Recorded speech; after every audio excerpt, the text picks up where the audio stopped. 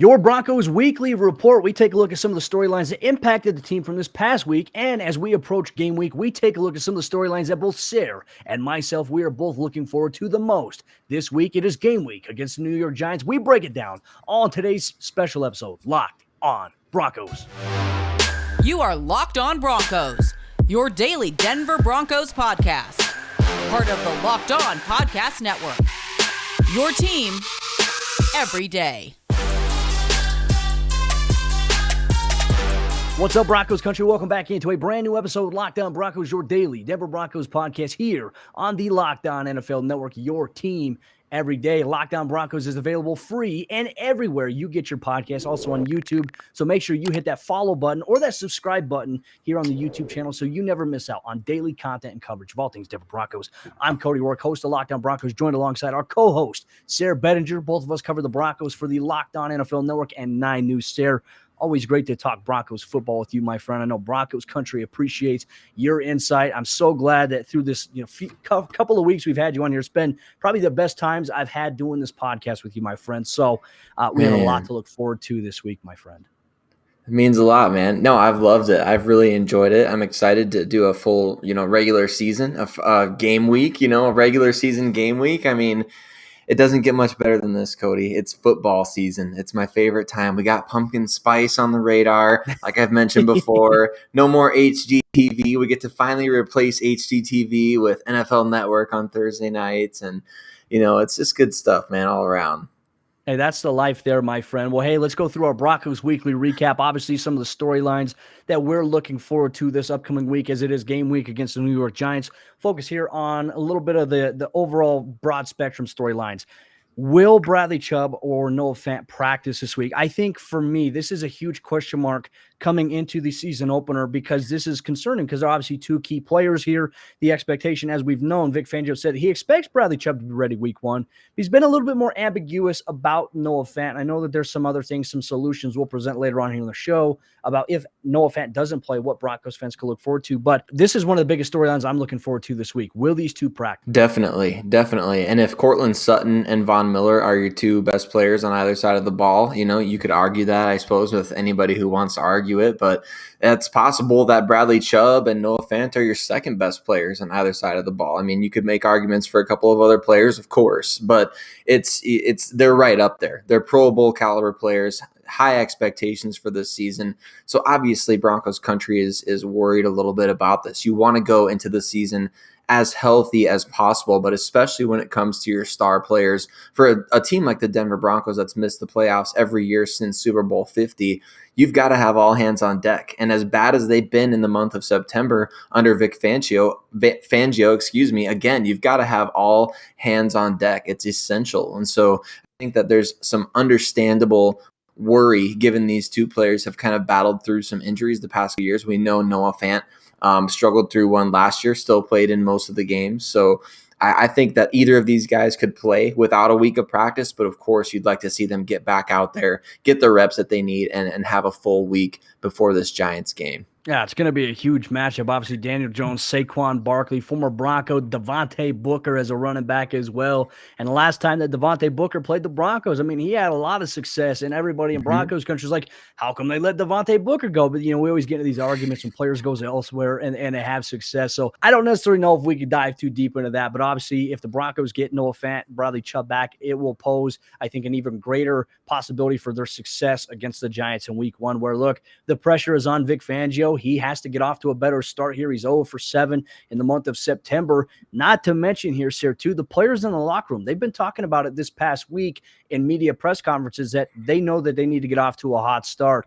I mean, it's hard to envision, and I don't like jumping ahead and predicting how they could start off, but if the Broncos could somehow start off 3-0 or even just 1-0, like if you get a season-opening win, that's a lot of momentum here because the Broncos, they haven't started off great in the last 2 years under Vic Fangio, but in the middle part of the season, they've started to get there a little bit, and they started to get confidence. And we've always asked the question, what if they won one or two of those games to start the season? Right. And I think back to, like last year's Tennessee game that could have easily gone either way. And even in the offseason, however many months later, we're still talking about, man, if only Jerry Jeudy had caught this pass, or if only this had happened, if only they hadn't called back that Michael Ojemudia interception, this, that, and the other, dating back to 2019.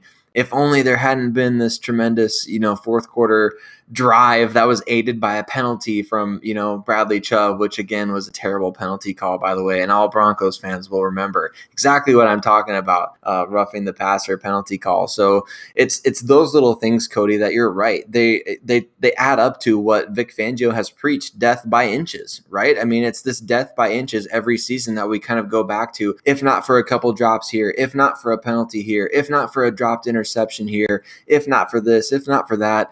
They've got to eliminate that. The Broncos have enough talent now to be better than these, I guess, excuses or valid reasons, whatever you want to call it. They should be better at this point than having to look back in hindsight at a couple of small mistakes in individual games that add up to missing out on the playoffs. So they're just too talented for that at this point. No, I completely agree with you there. They have too much talent on both sides of the ball to have a sluggish or slow start when the schedule, for the most part, when you factor in who they're playing, it appears on paper to be favorable. I mean, in weeks 2 and week 3, you're playing back-to-back rookie quarterbacks, and we know Vic Fangio's track record against rookie quarterbacks as a defensive coordinator, as a defensive-minded guy. It plays to the favor of the Broncos, so I'd be a little concerned if they come out flat in those games. But obviously, in the next couple of weeks, we'll have you covered when we get to weeks 2, weeks 3. But we got to focus on week 1 and some of the storylines we're looking forward to seeing. But Broncos country, we're going to get to some defensive storylines that we are looking forward to seeing this upcoming week at the Denver Broncos. Some questions that we have coming up here in just a moment. But before we do that, let me tell you about the sponsor of today's episode of the show. It's our good friends over there at Built Bar, the best tasting protein bar on the market. The bars are covered in 100% chocolate, and they're soft and easy to chew. My personal go-to is peanut butter brownie. Sayre likes the thin mint brownie, and you can find a flavor that you like. They have 9 amazing, delicious flavors, including the occasional limited time flavor. Figure out what you like, what your wife likes, what your mother likes, what your sister, brother, the whole family. Figure out what flavor of Built Bar they like by going to Built.com today. And you can also get 15% off your next order when you use promo code LOCKED15 at checkout. It's also the healthiest protein bar on the market. 17 grams of protein, only 130 calories, and only 4 grams of sugar. So once again, promo code LOCKED15 is going to get you 15% off your next order at Built.com. All right, Sarah, let's get into some of the defensive storylines on today's episode, Locked On Broncos, that we're looking forward to seeing this upcoming week. Some questions that we have, I'd say burning questions. And you posed a question before we got on air here, and I think it's a great point, too. Where will we see Patrick Surtain this upcoming Sunday against the New York Giants to open up the season? Because you look at it, Kyle Fuller, Ronald Darby projected to be the outside starter as a cornerback, with Callahan going to slide into that nickel role. And Vic has mentioned he's played a little bit of all these positions, but we've seen him primarily work outside. So we don't even have the first official depth chart yet. That's coming out this week. We'll have you covered on that. But where are we going to see Patrick Surtain? It's a great question, and I can't wait to find out. I know you mentioned on a previous episode, Cody, the fact that we really are going to see a lot of Patrick Surtain matched up against some of these tremendously athletic tight ends who have really become big wide receivers, but not in the way that it used to be. Like when I think of the big wide receiver, I think of like Devin Funchess, who he came out of Michigan as a tight end and transitioned to the wide receiver position. That's not what we're talking about. We're talking about guys who are tight at 6'5", 260 plus pound players who can split out, and athletically they're gifted enough to run routes as a wide receiver. You just can't. Everybody in Broncos country has been clamoring for this linebacker, this magical unicorn of a linebacker, and there's really only a couple in the entire NFL, Fred Warner being one of them, who's getting paid $19 million a year now to do it. There's very, very few linebackers that can actually cover Travis Kelce. I don't know if anybody has noticed, but over the last 5, 6, 7, 8 years, however long it's been, Travis Kelce has probably put together a Hall of Fame career. So it's not just the fact that the Broncos linebackers can't cover Travis Kelce. It's not that just the Broncos linebackers can't cover Darren Waller. It's that nobody can. So you got to get a guy, and I think this is where things are transitioning. You've got to get a guy like Pat Surtain, who is a cornerback 1, in my opinion. If he were to go and play for the New York Giants, I think he would be cornerback 1, and that's no disrespect to James Bradbury, a very good player. I think Surtain would be cornerback 1 on most teams. So to have him as cornerback 3, cornerback 4, put that guy up against Travis Kelce, put that guy up against Darren Waller, or for week 1, put him up against Evan Ingram. That's what I think we're going to see, is a matchup between those two guys. I would love that too. And not to mention, I mean, you're not going to see John Ross, his 4.2 speed. He was placed on injured reserve. Kadarius Toney dealing with some, I think, injuries himself. So I'll be really intrigued there. I know Sterling Shepard's going to be one of those guys you really have to keep an eye on, because he can hurt you. He's had a really good offseason for the Giants. And we'll talk with Patricia Traina next week for our Locked On Broncos, Locked On Giants crossover episode, where we preview the game. We talk about the keys for each team. You can get that here on the Locked On Broncos podcast. But let's go to the other side of the defensive side here on the ball. Looking at Justin Sternad. Will we see Justin Sternad this upcoming weekend? Well, actually, not this upcoming week, next weekend against the New York Giants, because, look, Alexander Johnson, Josie Jewell, they're going to be the starters there.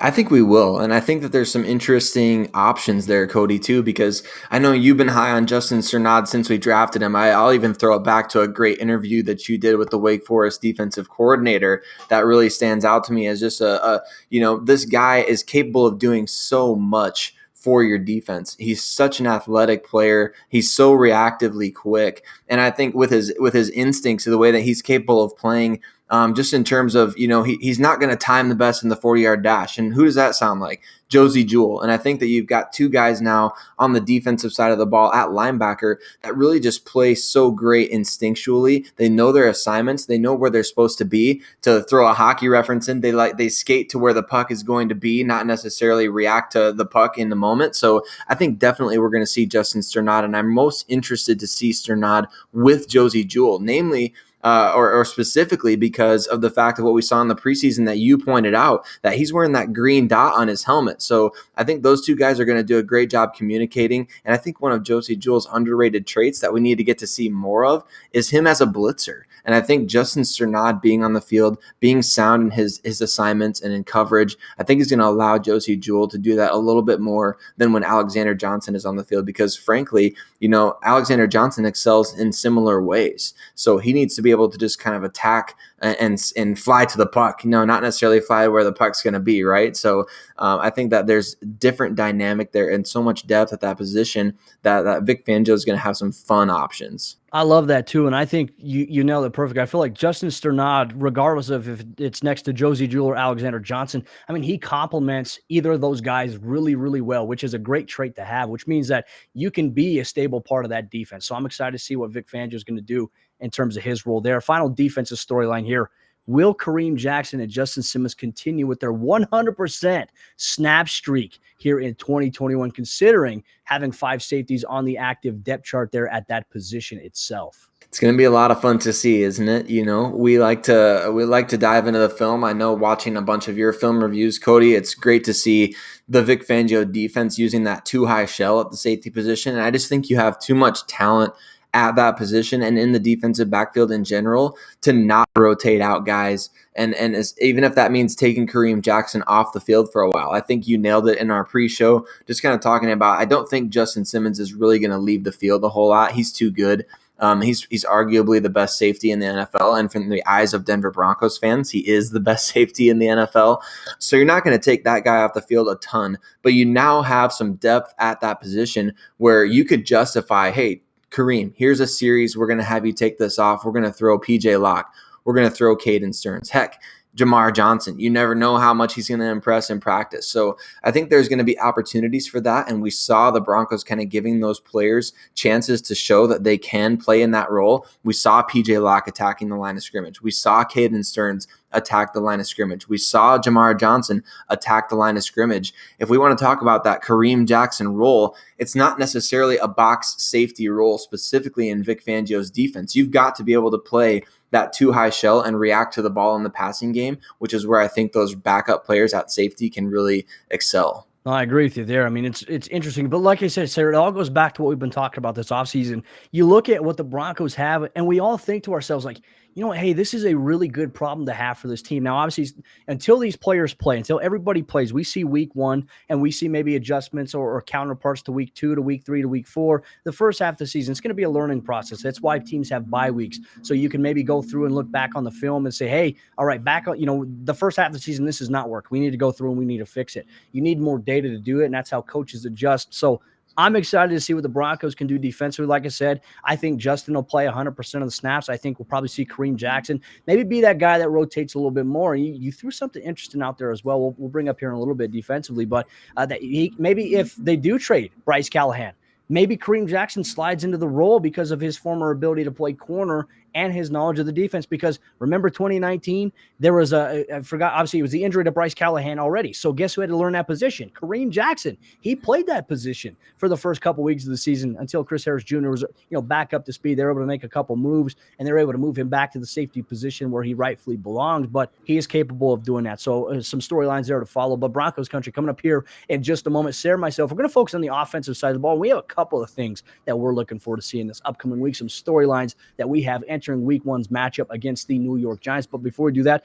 let me tell you about betonline.ag, the sponsor of today's episode of the show. And it's that time of the year again, and all eyes are now turning to football as teams are preparing for their season here in 2021. Not to mention, as always, BetOnline is your number one sport. It's your number one go-to for all pro and college football action. You get all the updated odds, props, and contests, including the online's biggest $500,000 NFL mega contest and the world's largest $200,000 NFL survivor contest, which are all open now.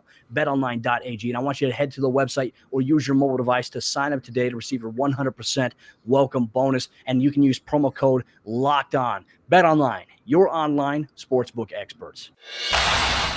All right, Sayre, getting into our conversation on today's episode, Locked On Broncos, as we get a little bit deeper into the storylines. We talked about the defensive side of the ball, but let's shift our focus now to the offensive side of the ball. I think everybody's inclination is going to be that, okay, well, hey, they're going to bring up something that has to do with quarterback. Guess what? Surprise. We're not talking quarterback on today's episode of the show, but we are talking about another position I think is equally as important, and that is running back. And the question, Sayre, what will the rep share look like between Javonte Williams and Melvin Gordon? Melvin's going to start, but what's the rotation going to be like? I really wonder what the discrepancy is going to be. If one guy's going to get 20 carries to 10, I'm excited to see what this is. Yeah, I think in a best case scenario, you're looking at the Broncos not having to decide, well, should we take this guy off the field because he just fumbled on the last drive, or should we take this guy off the field? That was kind of what happened last year, wasn't it? I mean, with Melvin Gordon kind of struggling with some fumbles, you kind of had to go with the other guy for a little bit, a couple stretches, but then turn back to Gordon and kind of get his confidence back up. So the best case scenario is that both of these guys make it really difficult to peel them off the field. I think that you want to see a lot of these from the running backs, right? You want to see them calling for a replacement because they're running so much and they're getting so many yards after contact, things like that. You want to see them calling for their own substitutions rather than necessarily having to pull a guy off the field. So in my opinion, that's kind of the best case scenario, is that, hey, man, we orchestrate this scoring drive and Melvin Gordon was our workhorse. Great. We can go to Javonte for the next drive and we have a comfortable enough lead to be able to rotate these guys. I think obviously as the game situation changes, if the Broncos are trailing, I think you'll see more of Melvin Gordon. If they're ahead, I think you could see more of Javonte Williams. Just little things like that I think will play into it. But I think it's going to be, I'm predicting it to be fairly even, Cody. I think it's going to be tough to take Javonte Williams out of the mix, or to have it be like a 20-10 or anything, even 20-12 or anything like that. I think it's going to be really tough because Javonte is just so talented. We saw it in preseason play, man. He can break tackles with the best of them, and so I think it's going to be it's a great problem for the Broncos to have. So hopefully a lot of these calling for substitutions from the running backs. I can tell you this as a guy who used to coach running backs. It was always hard to figure out how to do the rotation, right? Because coming into games, our coaching staff, we'd sit there and we'd meet and they'd say, okay, hey, give this guy a majority of the carries and then get this guy, in whenever you can. But the reality is if one guy's got the hot hand, I think you have to ride it. And I think that's just the dilemma there. But you know what? I'm so glad I no longer have to make those decisions. Curtis Modkins does, and I think he does a pretty damn good job at that there. So obviously that's something we're keeping our eye on here, Broncos country. Our final one here on today's episode, Locked On Broncos. How much will we see of Albert Okwuegbunam? And this kind of goes back to the fact that, hey, look, if Noah Fant doesn't practice much this week and you don't feel confident putting him out on the field if he's not exactly ready, do you have to worry if you're a Broncos fan? And I would say that you mentioned something great, Sayre, and I'll let you bring it up since it was a key talking point that I had completely forgotten about. but Vic Fangio is very high on Albert O. Let's talk about that a little bit more. And you'd love to see that. Albert O had a good offseason, making his progress back from the knee injury really well. And that's just exciting to see. In general, you always want to see these guys be able to come back from major injuries. But yeah, Vic Fangio had some really high praise for Albert O. He said that he's done a great job building off of what he kind of started last year, where they didn't really have him out on the field. And I know that fans were calling for Albert O over Nick Vanette from game one. And I understand that. And it's even more understandable given what you said, the first reception that he made in New England. He showed really the full gambit. It's kind of a microcosm of what he brings to the table, just in terms of his freakish size and speed in the open field. And just being able to get him on that deep cross on that one play. I mean, it was really a sight to see. You don't see a lot of 265-pound guys, players that look like a defensive end, rumbling down the field with the ball after the catch. I mean, it's crazy to watch him work, to watch him play. So for those who are maybe invested in fantasy football, whatever the case may be, if you're worried about Noah Fant, I think you could go out and pick up Albert Okwuegbunam and really have a good, successful week one. Because just like the Denver Broncos have had trouble covering tight ends, who's going to cover Albert O? For the Giants? I don't have any idea who they've got that can match up with him. Maybe Jabril Peppers? I have no clue. I'm still taking Albert O in that matchup in terms of just pure athleticism and size. So I think definitely Broncos fans, as nervous as we might be about Noah Fant and his injury, I think you can be extra confident in the great things that Vic Fangio had to say about Albert O just recently. Well, not to mention he likes to try to hurdle people now too, which, coming off ACL, I feel like I'd be super hesitant trying to hurdle anybody. But man, he almost Sparta kicked a guy in the LA Rams preseason game there. But I also think too, investing a little bit in Eric Saubert. I mean, so far what we've seen from him in preseason, I think it's safe to say that he's a guy that can block and he's also a guy that can catch. And then you have Andrew Beck. So I think that Denver right now, they're probably in good hands. Maybe you have to wait as a medical staff, as a coaching staff, that, hey, we don't know really the true extent. I know we don't, but like hypothetically speaking, let's say that the medical staff didn't know, which I'd be very shocked if they didn't, what the timeline would actually be for a guy like Noah. If you don't feel like he's going to be 100% ready, I think you have to worry about, okay, hey, let's maybe just sit him week one. Maybe he can debut week two on the road, because look, back-to-back road games for the Broncos to start of the season, or maybe getting back for that home opener. But I think you want Noah Fant 100% healthy, at least to start the season. So if he's coming into week one, not 100%, I don't think you put him out there. That's just my opinion. So Broncos country, let us know in the comment section down below here on YouTube if you agree with what Sayre and I are saying. Is there a specific storyline that you're looking forward to this upcoming week? We're going to break it down. We're going to have you covered this week, Locked On Broncos. And on our next episode of the show here on Monday, we're going to break down the projections for who we think is going to be the breakout player on offense, defense, special teams, standout rookies, and so much more. And you can get in on the input as well by commenting your suggestions here in the comment section down below on YouTube, not to mention on Twitter, at Cody Roark NFL, at Sayre Bedinger, at Locked On Broncos. But hey, Broncos country, enjoy the rest of your weekend. We'll be back on Monday for a brand new episode of the show.